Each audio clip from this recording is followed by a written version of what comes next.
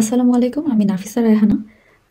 আজকে আমি কথা বলবো নারী সংস্কার কমিশনের ১৫টা প্রস্তাবনার মধ্যে একটি প্রস্তাবনা নিয়ে, যেটা হচ্ছে নারী শ্রমিকদের নিরাপদ অভিবাসন নিয়ে। তো নারী সংস্কার কমিশন আসলে এখানে কি বলতে চেয়েছে, বা নারী সংস্কার কমিশনের আসলে এই প্রস্তাবনাগুলো আসলে কেনই বা অনেকে বাতিল চাইছে, একটু দেখি তাহলে। প্রথমে আমি কিছু ঘটনা বলতে চাই। প্রথম ঘটনাটা হচ্ছে ২০১৯ সালের, যেখানে হচ্ছে রহিমা খাতুন নামের একজন নারী শ্রমিক সৌদি আরবে কাজ করতে গিয়েছেন গৃহকর্মী হিসাবে। সে প্রথম ৮ মাস তার বেতন পায় এবং পরবর্তীতে আর কোনো ধরনের বেতন পায় না। বেতনের জন্য যদি সে বলে থাকে, যতবার বলেছে ততবার নির্যাতনের শিকার হয়েছেন। পরবর্তীতে সে পুলিশের কাছেও যায়, কিন্তু পুলিশ তাকে একই নিয়োগকর্তার কাছে আবার পাঠায় এবং সে আবারও সেখানে নির্যাতনের শিকার হয়ে একসময় মারা যায়। এরপরে আসি আরও একটা ঘটনায়। ২০১৮ সালে সৌদি আরবে গৃহকর্মী হিসাবে কাজ করতে যান আবিরুন খাতুন নামের একজন নারী শ্রমিক, এবং সেখানে তাকে প্রচণ্ড রকমের নির্যাতন করা হয়। তাকে কোনো রকমের বেতন দেওয়া হয় না এবং অবশেষে নির্যাতনের শিকার হয়ে সে মারা যায়, অর্থাৎ তাকে খুনই করা হয়। পরবর্তীতে সৌদি সরকার যেই গৃহকর্তা আছেন তাকে ৩ মাসের কারাদণ্ড দেয়, এবং যেই গৃহকর্তার যে স্ত্রী তাকে মৃত্যুদণ্ড দেওয়া হয়। সৌদি আরবের যে সরকার, সে অবশ্যই একটা খুবই ভালো সিদ্ধান্ত নিয়েছিলেন ওই সময়, বা হয়তোবা সেই খুবই রাইট একটা সিদ্ধান্ত নিয়েছেন, যেটা অনেকেই বলছে, বা যে রিপোর্টটা আমি দেখেছি সেখানে বলা হয়েছে এটা আসলে সৌদি আরবের জন্য খুবই আসলে রেয়ার একটা ঘটনা ছিল, যে তাদের এভাবে সিদ্ধান্ত নেওয়াটা। ৩ নম্বর ঘটনা, এবং একই সালের ২০১৯ সালের, নূরজাহান খাতুন নামের একজন নারী শ্রমিক সৌদি আরবে গৃহকর্মী হিসাবে কাজ করতে যান। সে ওখানে ১০ মাস কাজ করতে পেরেছিলেন, এবং এই ১০ মাসে তাকে কোনো ধরনেরই বেতন দেওয়া হয়নি। বেতন যতবারই সে চেয়েছেন ততবারই তাকে প্রচণ্ড রকমের মারধর করা হয়েছে, এবং তাকে ঠিক করে খাবার দেওয়া হতো না। এরকম নির্যাতন সহ্য করতে যেয়ে একসময় সে সেখানে সুযোগ পেয়ে পালিয়ে আসতে সক্ষম হয় এবং সে দেশে ফেরত চলে আসে। এরকম আসলে অনেকগুলো ঘটনা আছে।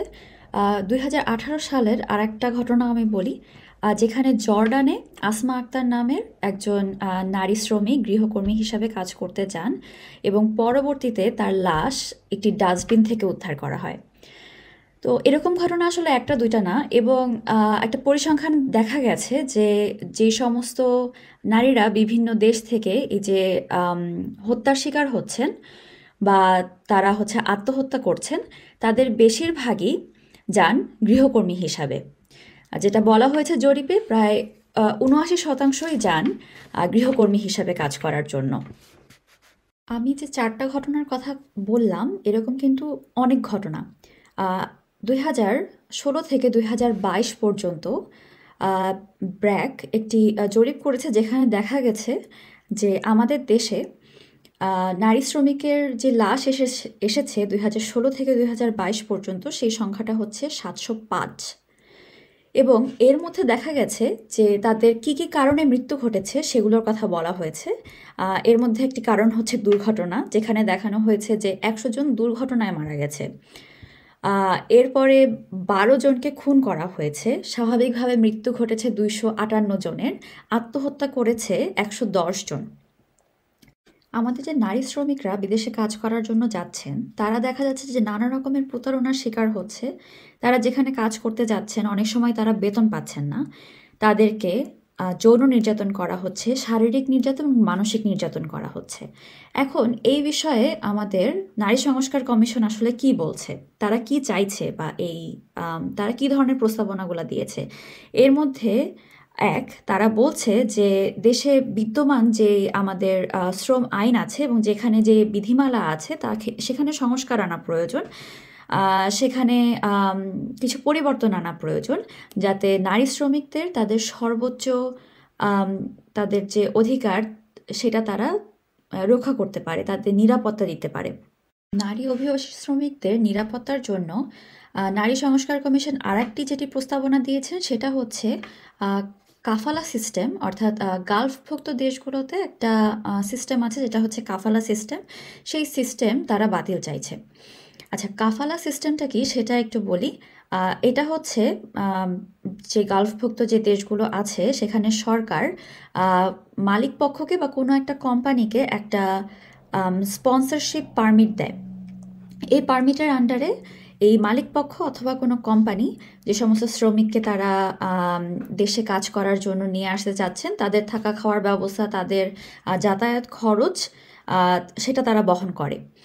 এবং এটা করার কারণে দেখা যায় যে তারা যখন নারী শ্রমিকদের বা শ্রমিকদেরকে নিয়ে আসেন, যেটা হয় যে অনেকটা যে শ্রমিকদের সকল কিছুই অনেকটা মালিকের কাছে জিম্মি হয়ে পড়ে। যেমন তারা এখানে আসার সাথে সাথেই নারী শ্রমিকরা বা যে কোনো শ্রমিকরাই আসলে সেখানে যাওয়ার পরপরই তাদের পাসপোর্ট এবং তাদের যে গুরুত্বপূর্ণ যে সমস্ত তাদের ডকুমেন্টগুলো আছে সেগুলো তাদের কাছ থেকে নিয়ে নেয়। নারী শ্রমিকদের ক্ষেত্রে দেখা যাচ্ছে যে তারা যখন যৌন নির্যাতন বা শারীরিক নির্যাতনের শিকার হচ্ছেন, এই সমস্ত কাগজপত্র তাদের কাছে না থাকার কারণে তারা অনেক সময় প্রয়োজনীয় ব্যবস্থা গ্রহণ করতে পারে না, বা পুলিশের কাছে যখন যায়ও তাদের কাছে সেই যে ইম্পর্টেন্ট ডকুমেন্টগুলো, তাদের পাসপোর্ট যেগুলো থাকা দরকার সেগুলো থাকে না। তো নারী সংস্কার কমিশন অবশ্যই এই কাফালা সিস্টেমটাকে বাতিল চাইছে। কাফালা সিস্টেম নিয়ে অবশ্য দীর্ঘদিন ধরে কথা আছে যে এই গালফভুক্ত দেশগুলোতে যে আসলে কাফালা সিস্টেমের কারণে শ্রমিকরা কী ধরনের আসলে নির্যাতনের শিকার হয় এবং এই সিস্টেমটা আসলে কেন বাতিল হওয়া প্রয়োজন, কিন্তু এখন পর্যন্ত আসলে এই কাফালা সিস্টেমে আসলে কোনো ধরনের সংশোধনী বা পরিবর্তন আসেনি, বাতিলও হয়নি এখন পর্যন্ত। নারী সংস্কার কমিশন আরও বলেছে যে গালফভুক্ত দেশগুলোতে যে সমস্ত নারী শ্রমিকরা কাজ করতে চান, যাতে তাদেরকে গৃহকর্তার বাড়িতে থাকতে না দেয়া হয়, তাদের জন্য যাতে আলাদা হোটেলের ব্যবস্থা করা হয়। আরও একটা গুরুত্বপূর্ণ জিনিস হচ্ছে যে বিভিন্ন দেশে যে দূতাবাসগুলো আছে সেখানে নারী শ্রমিকদের জন্য এক সবসময় হচ্ছে দূতাবাসের খুবই তাৎক্ষণিক ব্যবস্থা গ্রহণ করা প্রয়োজন। এটা নারী সংস্কার কমিশন সুপারিশ করেছে।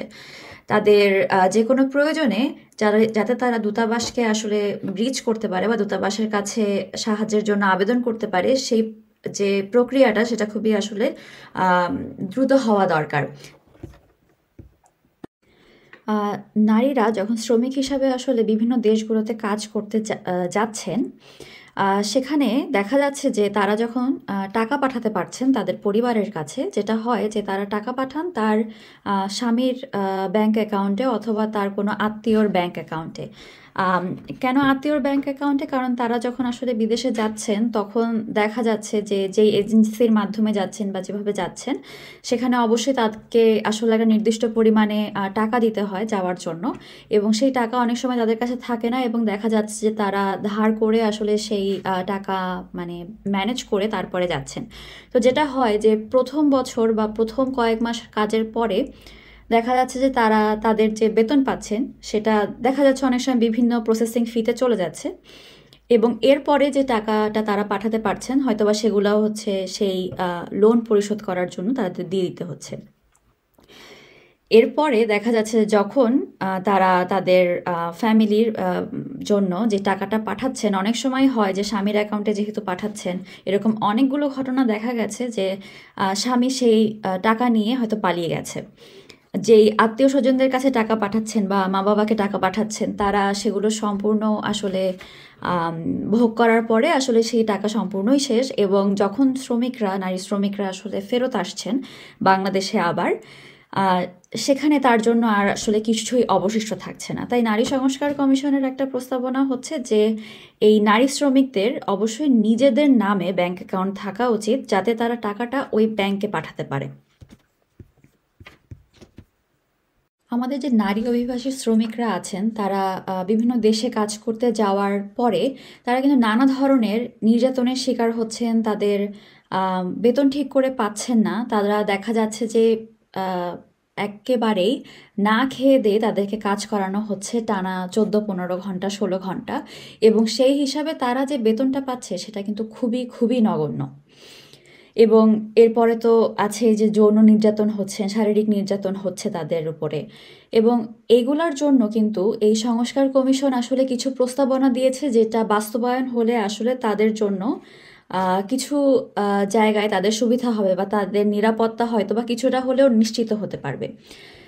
এখন এই ক্ষেত্রে কেন আসলে আমাদের এই অনেক মানুষজন আসলে চাচ্ছে যে সংস্কার প্রস্তাবনাগুলো যাতে বাতিল হয়। এই নারী সংস্কার কমিশনের আসলে কোনো সংস্কার প্রস্তাবনাই আমরা নিব না। কারণটা কি সেই প্রশ্ন অবশ্যই থেকেই যায়।